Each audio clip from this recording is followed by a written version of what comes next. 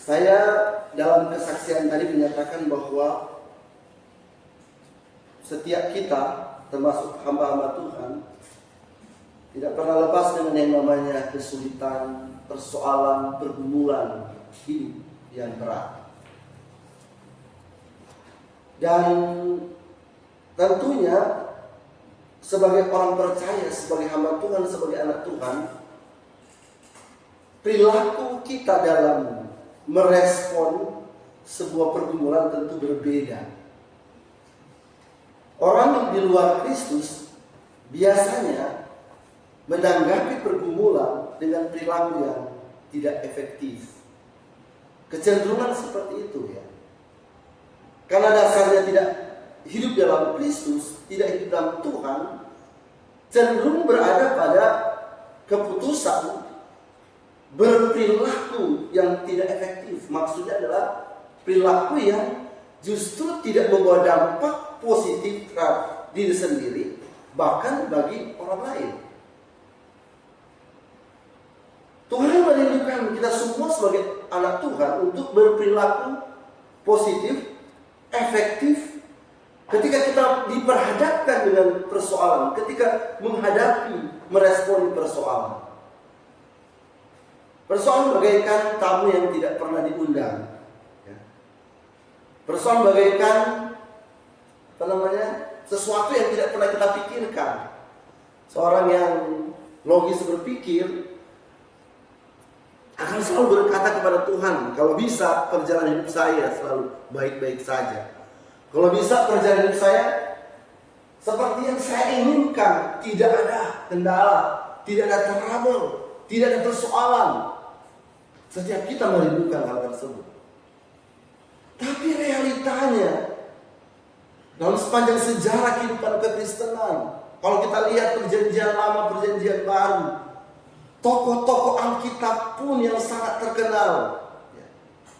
Kita sebut seorang yang bernama Yusuf yang dinilai sangat saleh, sangat luar biasa, yang mengalami pergumulan yang begitu berat. Bahkan tantangan kesulitan yang dia hadapi dari orang-orang terdekat dengan dia, kakak-kakaknya menjual dia di Mesir. Kita melihat tokoh-tokoh yang lain, seorang yang bernama Daud yang kita lihat sebagai seorang raja besar, raja yang diurapi, raja yang dipakai Tuhan, menghadapi masalah berat dalam karir pelayanan kepemimpinannya di tengah-tengah bangsa Israel. Tantangan begitu berat dihadapi. Tokoh seperti Paulus dalam perjanjian baru mengalami pergumulan yang berat. Tatkala dia berribuan memberi diri untuk melayani Tuhan sepenuh waktu, meninggalkan keyakinan lamanya agama Yahudi. Apa yang dialami? Apakah dia hidup begitu enak saja? Hidup nyaman? Tidak. Keputusan ketika dia mengenal Kristus, pada waktu perjumpaannya dengan Tuhan, ketika dia mengalami kondisi buta sesaat, dia mengalami perjumpaan dengan Tuhan pada waktu itu. Setelah itu, hidupnya bukan mengalami keadaan yang indah, manis, tetapi berulang-ulang firman Tuhan mengatakan dalam Kisah Para Rasul, dia mengalami tekanan, pergumulan, bahkan ancaman kematian dialami oleh Paulus dalam perjalanan hidupnya. Dan saya tidak sependapat dengan pernyataan bahwa orang katanya kalau semakin beriman, semakin percaya, pasti tidak akan pernah mengalami pergumulan. Hidupnya akan selalu nyaman. Bahkan ada yang lebih ekstrim lagi, semakin tinggi iman kita, maka akan seimbang dengan pendapatan kita. Semakin tinggi iman, berkat jasmani akan melimpah. Saya kira perlu dipikirkan soal ajaran ini. Karena justru tokoh-tokoh Alkitab yang begitu saleh dalam hidup mereka, perjalanan hidup mereka pun penuh dengan persoalan, penuh dengan tantangan. Ukuran iman bukan dilihat dari ukuran seberapa besar materi yang kita miliki, seberapa tinggi pangkat yang kita bisa dapati. Ukuran iman seberapa diukur dari bagaimana kemampuan kita berespon secara benar terhadap persoalan itu sendiri. Itu ukurannya. Bagian yang begitu indah yang boleh kita baca bersama-sama di dalam Yakobus pasal yang kelima. Bagian-bagian akhir dalam tulisan Yakobus di surat yang pertama. Yakobus memberikan sebuah pernyataan, keyakinan, pengajaran yang begitu luar biasa bagi umat Tuhan yang notabene pada waktu itu sedang mengalami penderitaan. Dalam sejarah memberikan kebenaran bagi kita di dalam Alkitab bahwa orang Kristen di abad pertama hidup dalam penganiayaan yang begitu luar biasa. Walaupun kita lihat sejak zaman Yesus, ketika Yesus lahir, Kaisar Agustus yang memerintah. Bahkan ada tokoh-tokoh, ada Raja Herodes. Kekristenan sebetulnya diawali dengan penderitaan. Dimulai dengan penderitaan Kristus waktu itu. Dan pada waktu masa rasul-rasul, kaisar-kaisar yang muncul pada waktu itu bukanlah kaisar yang begitu baik. Rata-rata semuanya adalah kaisar yang kejam. Kaisar Nero. Pada waktu Rasul Paulus, Petrus dan beberapa rasul-rasul tampil, Kaisar Nero menjadi kaisar yang sangat-sangat kejam. Kekristenan selalu dihadapkan dengan bahaya, ancaman.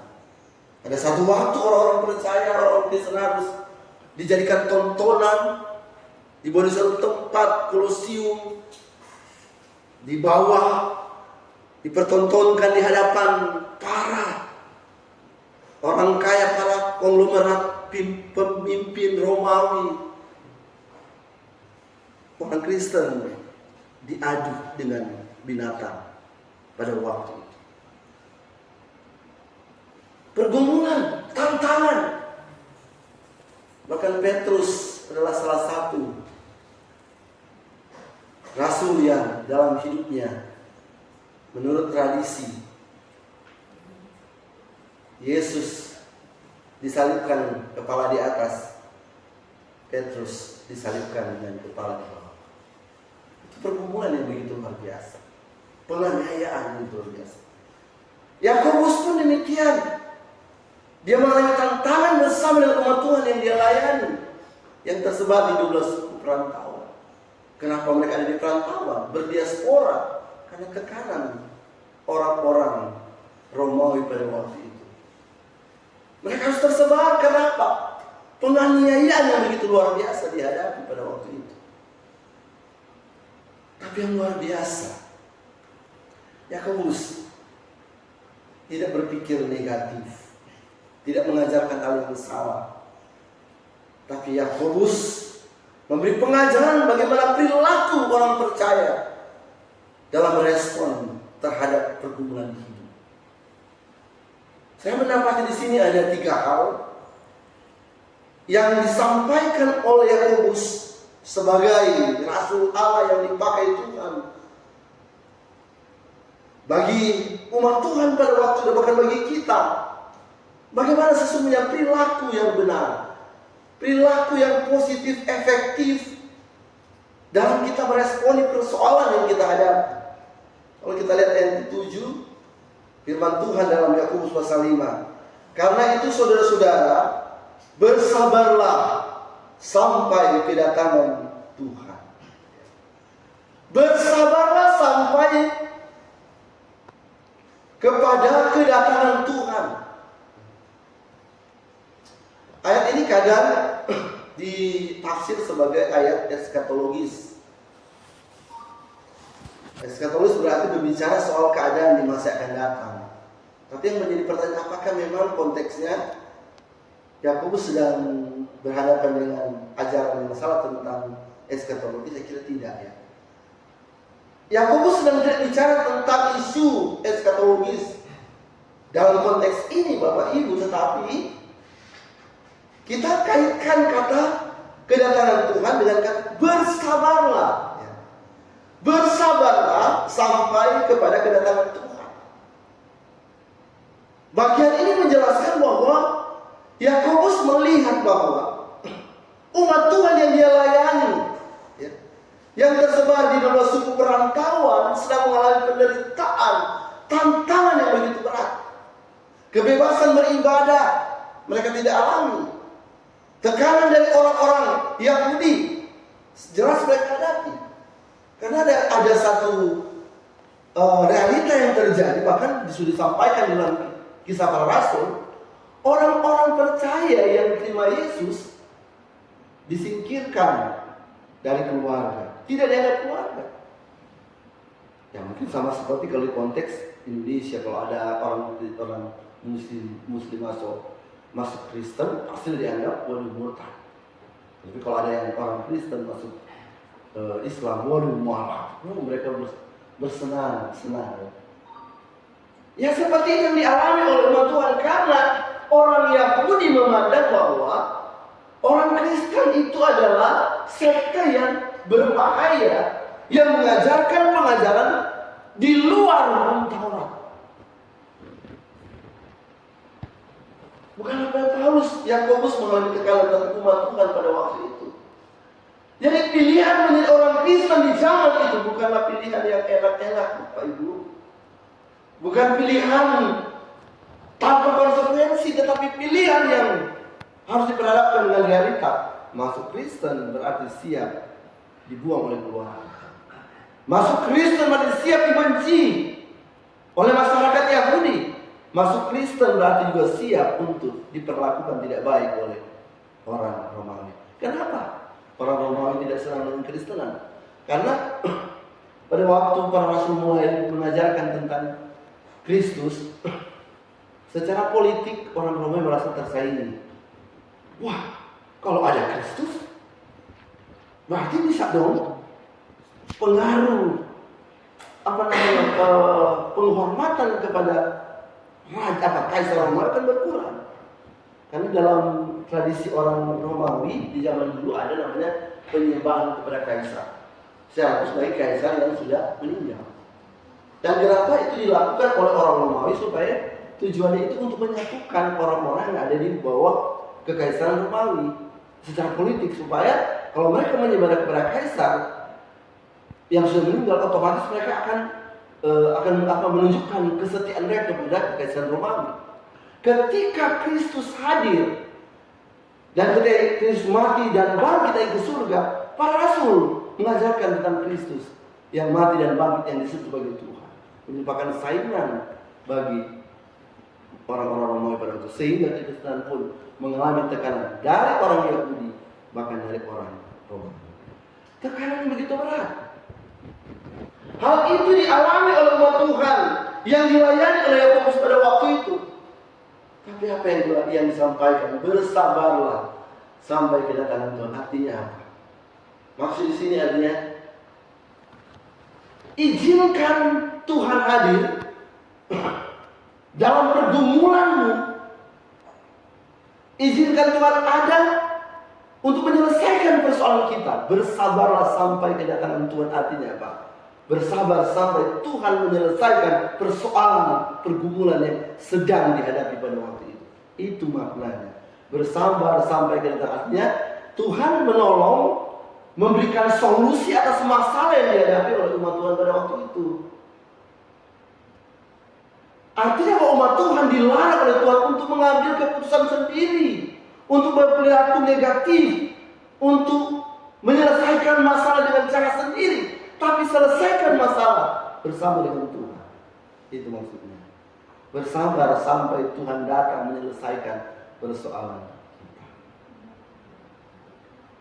Itu maknanya Bapak Ibu ya. Kalau orang kadang bisa aja sih bisa orang mengatakan ada hubungan eskatologis, tapi saya kira ini Yakobus bukan kitab eskatologi ya. Kalau kita bicara wajib sah-sah saja. Bicara di Tesalonika mungkin sah-sah saja, tapi Yakobus adalah surat yang tujuannya menguatkan umat Tuhan, umat Kristen zaman pada waktu itu. Dia tidak bicara soal eskatologis. Sebuah aplikasi bagi kita hari-hari ini, jemaat Tuhan di zaman sekarang ini, di tahun 2021. Belajar dari kerinduan Yakobus. Dan saya percaya firman Tuhan itu menembusi segala zaman. Bukan saja menjadi berkat bagi umat Tuhan 2000 tahun yang lalu yang dilayani Yakobus, tapi bagi kita semua. Amin. Hari-hari ini kita mungkin mengalami pergumulan, tantangan dalam keluarga. Keluarga memikirkan soal pergumulan anak-anak yang sekolah, bergumul ekonomi, bahkan kita bergumul dengan apapun yang sedang kita jalani. Bahkan tadi pun di perjalanan ya, Pak Jensi, istri kita, saya ini di pergumulan ini pas di perjalanan, Pak Jensi kan udah hati-hati kan saya tahu dia orang ini kan prepare ya kalau belum mobil ya, udah hati-hati. Tiba-tiba ada motor Grab lewat gitu, nyolong aja gitu. Kan otomatis kan ngerem tiba-tiba, iya pada waktu ngerem tiba-tiba yang di belakang juga kan dia kan mungkin nggak siap, terus akhirnya tabrak lah dikit ya, apa namanya, nggak ada tabrakan eksiden lah tadi. Ya, ini pergumulan. Saya hari ini memang belum saya berkhotbah udah ada pergumulan di jalan. Tapi bersyukur sekali saya lihat Pak James Ibu responnya itu respon anak Tuhan. Kalau yang di Manado itu udah teriak-teriak yang lain, pakai mata. Ada mata enggak? Pokoknya saya pernah melihat langsung dia turun itu langsung dikejar, ada kayak gitu. Saya nggak tahu juga kalau di Jakarta ya. Tapi Pak James tadi Tuhan kehidupan. Kalau sempat juga, tapi Pak James berusaha untuk menahan. Ya manusiawi, kadang-kadang di tengah-tengah itu kalau ketika ketika ada emosi itu wajar ya di kita. Tapi bersyukur kepada Tuhan sampai hari ini pun saya kira Pak Jim sudah melupakan itu pada waktu ibadah ya, sudah melupakan pasti. Itu adalah pergumulan. Cara kita berespon terhadap pergumulan itu adalah tanda indikator rohani bahwa kita sudah di masa rohani. Perilaku efektif yang kita lakukan dalam meresponi pergumulan menolong kita untuk hidup seperti apa yang Tuhan inginkan. Biarlah kita terus bersabar menunggu waktu Tuhan menyelesaikan persoalan kita. Dan saya percaya pasti juga akan ngurus lagi Pak itu ya. Pasti ngurus lagi. Itu yang pertama Bapak Ibu sedia untuk terus mengizinkan Tuhan menolong persoalan kita. Amin. Tunggu waktu Tuhan yang terbaik. Saya bersyukur sekali 4 bulan ini Tuhan memberikan kekuatan. Memang kadang sebagai hamba Tuhan yang karena ya biasa mungkin harus selalu tampil senyum. Saya memang selalu yang harus seperti itu ya, tidak harus menunjukkan. Tapi sebenarnya dalam hati itu kalau ibu sendiri, apalagi sudah di kamar itu sudah itu paling kesian muncul. Tapi saya bersyukur kepada Tuhan sampai hari ini dengan tugas tanggung jawab di SDN Moab, apalagi pada waktu ibu itu dipanggil Tuhan, kami sedang persiapan akreditasi institusi. Itu betul-betul pergumulan. Ada 1 minggu kami itu memang betul di kampus dan bisa berobat karena kan acara kan waktu itu. 1 minggu memang dalam keadaan tidak ada kegiatan karena pergumulan itu. Tapi Tuhan tolong, akhirnya hasil kami itu di Desember keluar nilai akreditasi baik untuk SDN Moab. Saya melihat itu berkat dari Tuhan. Karena waktu itu sebelum Tuhan, saya tidak bisa berbuat apa-apa. Tuhan ya bekerja. Dan saat itulah Tuhan bekerja di tengah-tengah pergumulan. Dan saya percaya pekerjaan Tuhan tidak akan pernah gagal, tidak akan pernah tertunda meskipun kita sedang dalam pergumulan. Amin. Pekerjaan Tuhan bagi Bapak Ibu, bagi jemaat tempat ini tidak akan pernah gagal, tidak akan pernah tertunda. Waktu Tuhan, waktu terbaik.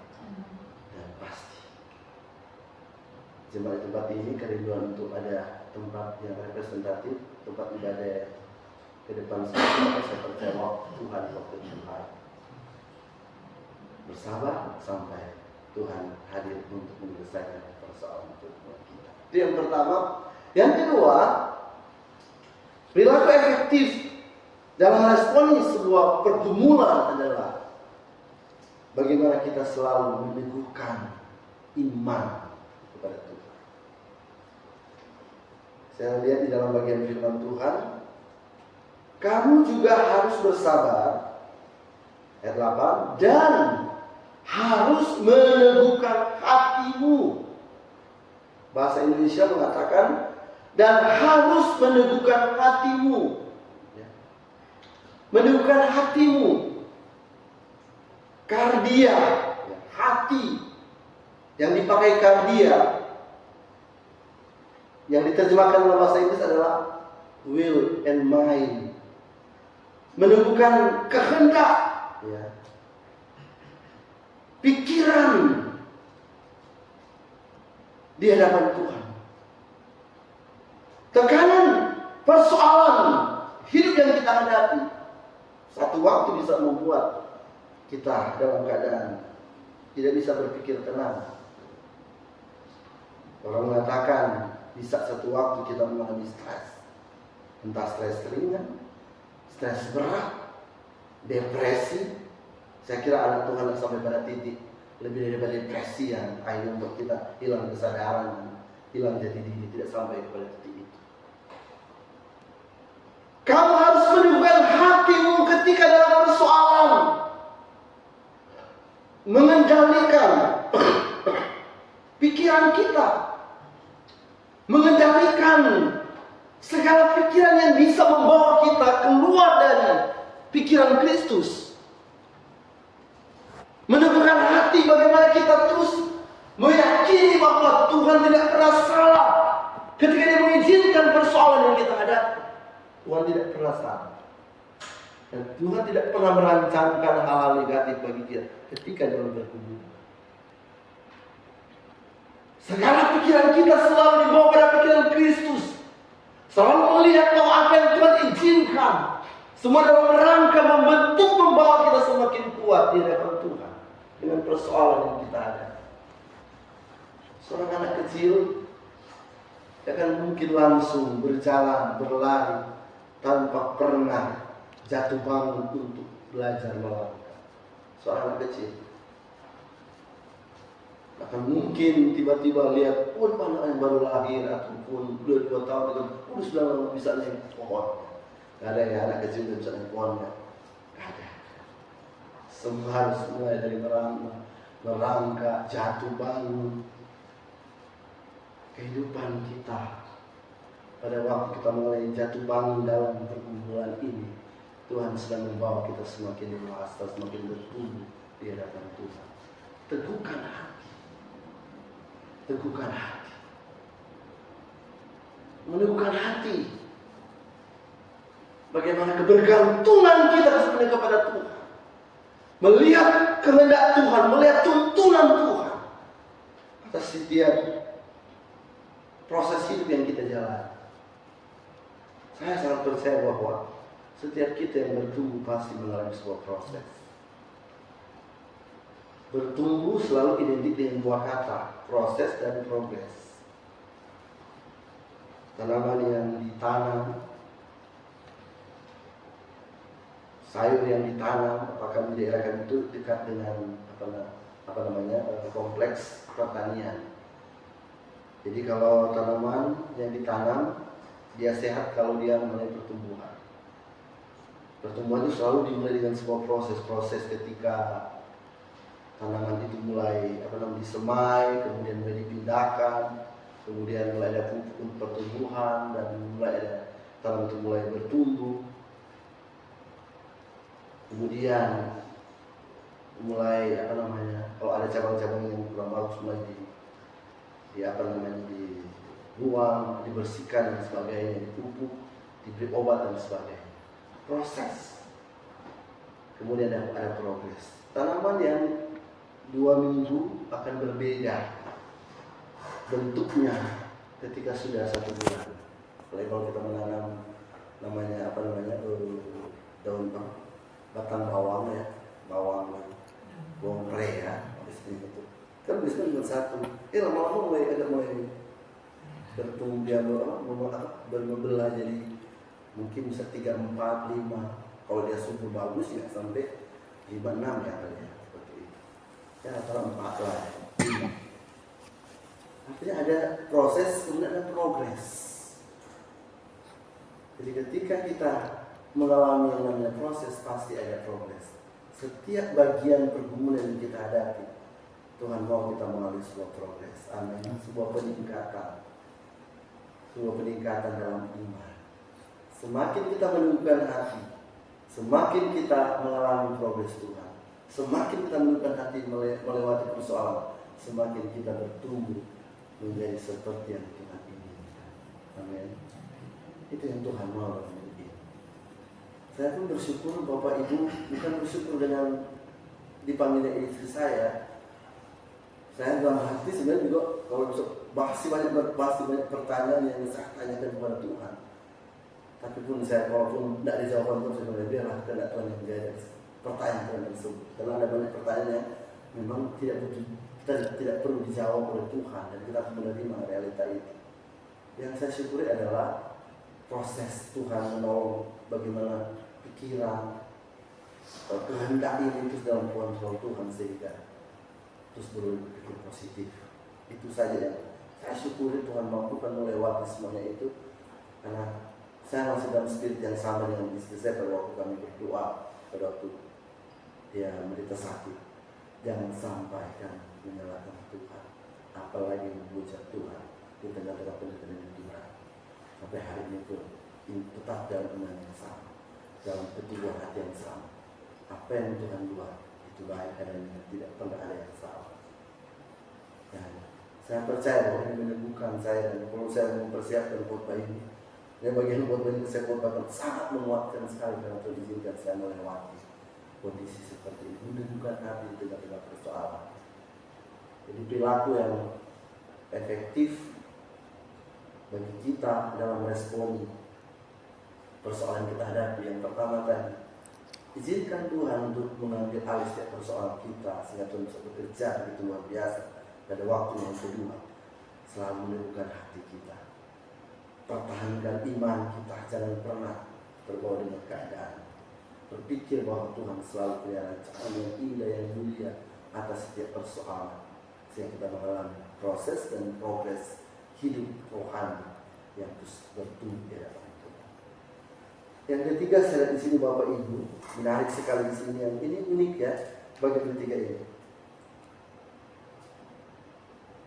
Saudara-saudara, ayat 9, saudara-saudara, janganlah kamu bersungut-sungut dan saling mempersalahkan, supaya kamu jangan dihukum. Sesungguhnya hakim telah berdiri di ambang pintu. Ini kadang-kadang kalau kita melihat bagian ini, Bapak Ibu, ini apa hubungannya ya antara kita sedang dalam pergumulan dihubungkan dengan pernyataan janganlah bersungut-sungut, apalagi menyalahkan orang lain. Apa relasinya ya? Apa hubungannya ya? Kadang-kadang kan tidak seperti itu. Ya. Jadi yang ketiga ini adalah bagaimana kita mengontrol hati, mengontrol emosi. Kalau tadi kan hati yang pertama berbicara pikiran, kehendak. Yang kedua ini mengontrol mengontrol emosi kita, mengontrol hati dalam konteks mengontrol emosi kita dalam kaitan dengan kehidupan persekutuan bersama satu dengan yang lain. Nah, saya memperhatikan di sini apa hubungannya ya? Kita diminta untuk mengontrol supaya jangan membersungut-sungut apalagi mempersalahkan. Ini adalah bagi Yakobus itu kalau mempersalahkan, bersungut-sungut itu adalah sebuah perilaku yang tidak efektif. Bersungut-sungut kan pasti pertama bisa bersungut kepada Tuhan. Tuhan, kenapa Tuhan izinkan masalah ini? Mulai menyalahkan, wah ini gara-gara si A, ini gara-gara si B, gara-gara majelis ini, gara-gara si itu si ini ya, gara-gara bapak ini, gara-gara ibu ini, mempersalahkan. Nah, saya melihat sini bahwa mengapa kita perlu mengontrol semuanya itu, menjaga yang namanya persekutuan? Karena memang ketika kita mampu menjaga persekutuan, kita akan diberikan kemampuan untuk tidak terbawa dengan segala keadaan.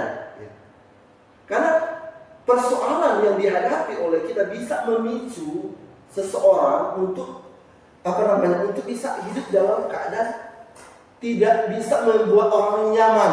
Ya. Pada waktu kita terbawa dengan masalah, pada waktu kita terbawa dengan pergumulan mungkin di luar yang kita hadapi ya, entah dalam jemaat, seperti yang dialami oleh umat Tuhan 12 perantauan ini, mereka mengalami pergumulan di luar, kebanyakan di luar. Tapi tekanan dengan di luar itu pun sebetulnya bisa membawa, kalau tidak diantisipasi, itu bisa membawa pada keadaan kita bisa secara emosional bisa terbawa dengan keadaan yang mempersalahkan. Bisa aja mengatakan, kamu sih nggak tahu sih sedang ada persoalan. Ngerti dong misalnya. Seperti itu kan dalam keadaan bisa aja karena kondisi di luar, masalah di luar membawa kita bisa saja memicu kita untuk bisa hidup saling mempersalahkan karena pergumulan yang dihadapi di luar. Nah, saya lihat sini bahwa betapa kita perlu, artinya bahwa apapun masalah yang kita hadapi, jangan sampai mempengaruhi kehidupan persekutuan satu dengan yang lain dalam jemaat. Itu maksudnya. Apapun persoalan yang dihadapi, jangan sampai membuat persekutuan dalam jemaat menjadi rusak, bersungut-sungut, saling mempersalahkan. Bisa seperti itu. Nah, atau sebenarnya juga dalam bagian ini, Yakobus sudah mengatakan, jangan menambah masalah. Kita kan sudah ada pergumulan di luar, ngapain lagi kita juga menambah pergumulan di dalam jemaat? Bisa seperti itu pemikirannya. Kalau kita lihat apa yang dimaksud oleh Yakobus pada waktu itu, jangan bersungut-sungut dan saling mempersalahkan. Artinya bahwa di setiap jemaat Tuhan itu tidak ada, kita semua dalam proses bertumbuh ya. Tidak ada yang ujung-ujung sudah sempurna dalam jemaat ya. Kadang orang mengukur, wah kamu dia sudah di pekerjaan gereja, sudah di hamba Tuhan yang pelayan. Harusnya kan dia sudah punya taraf rohani yang begini begitu. Mengukur diri kita dengan orang lain. Jangan sampai seperti itu. Kita maju dalam konteks melayani Tuhan dengan segala talenta kami yang Tuhan beri, dan kita sedang berproses di dalam diri Tuhan seperti itu. Nah, Tuhan mau dalam kita menjalani kehidupan, apapun persoalan kita hadapi, responlah dengan terus mengendalikan hati, mengendalikan perasaan, mengendalikan, mengontrol emosi kita, sehingga kita mampu membangun sebuah kehidupan personal, antar personal yang baik satu dengan yang lain dalam jemaat. Persoalan yang kita hadapi di sekitar kita bisa saja mempengaruhi hati, perasaan kita, sehingga kita tidak secara efektif membangun persekutuan dengan orang lain. Bisa dengan mudah terbawa pada kondisi. Ya kan, memang kalaupun hari-hari ini kita kan sering mendengar orang seperti, saya kan lagi punya banyak masalah misalnya di kerjaan, di sini. Nah, ternyata ada orang yang punya persoalan pekerjaan misalnya, atau di tengah usaha yang dialami. Sekarang mungkin ada lagi capek-capeknya di luar, ketika mungkin di pelayanan, kenapa ya? Yang satu nggak kelihatan bersemangat. Ternyata lagi ada pergumulan di kerjaan di kantor. Wah, kita perlu di kerjaan, di usaha. Impactnya kan kebawahnya ke pelayanan. Nah, di kondisi seperti itu kan mudah sekali kan kita bisa saling bersungut-sungut, bisa saling mempersalahkan. Ketika hal itu kita tidak bisa manage. Ada manajemen perasaan, manajemen hati, supaya kita betul-betul mengontrol semuanya. Walaupun kita sadar banyak pergumulan ya, bisa membuat kita bisa dalam keadaan tidak bisa mengontrol hati kita atau perasaan kita. Itu sih yang dimaksud sebetulnya. Jangan sampai pergumulan di luar yang kita hadapi mempengaruhi hubungan dalam jemaat. Saya percaya jemaat di tempat di Pos PI, di tempat yang luar biasa ya, dari wajah-wajah begitu sangat bersemangat, visi untuk maju bersama luar biasa. Dan biar ini menjadi suatu kekuatan bagi kita, bagi jemaat untuk melangkah ke depan ya. Saya percaya bahwa firman Tuhan yang sederhana hari ini boleh menolong kita untuk mampu berperilaku efektif, ada berperilaku yang punya dampak positif, bukan negatif, efektif, bisa memberi pengaruh yang baik kepada jemaat Tuhan. Kita tidak menjadi batu sandungan, kita tidak menjadi pribadi yang akhirnya kok kehadiran kita tidak membuat orang nyaman, tidak nyaman, tapi dalam keadaan kita selalu membuat orang lain nyaman meskipun kita sedang mengalami pergumulan. Amin. Kedewasaan rohani sangat ditentukan dengan hal tersebut. Ketika kita tetap jadi orang yang menyamankan orang lain meskipun kita sedang dalam tekanan, di situ kita sedang menjadi berkat bagi Tuhan. Jadi kedewasaan rohani kita bukan diukur dari berapa lama kita jadi anggota jemaat, berapa kali kita sudah berkhotbah, melayani, tapi ketika kita mampu mengimplementasikan apa yang menjadi kehendak Tuhan bagi kita. Yang pertama, selalu izinkan Tuhan untuk menyelesaikan persoalan kita. Belajar bersabar, menunggu waktu Tuhan menyelesaikan persoalan kita. Yang kedua, menumbuhkan iman di tengah-tengah pergumulan yang begitu berat, mengontrol hati ini tetap tenang sehingga mampu menjaga kehidupan persekutuan dan jemaat begitu indah. Kehadiran kita terus memberi kenyamanan di orang lain. Amin. Bapak Ibu siap, amin. Kira-kira menonton pada hari ini dari kita semua. Mari kita bangun berdiri.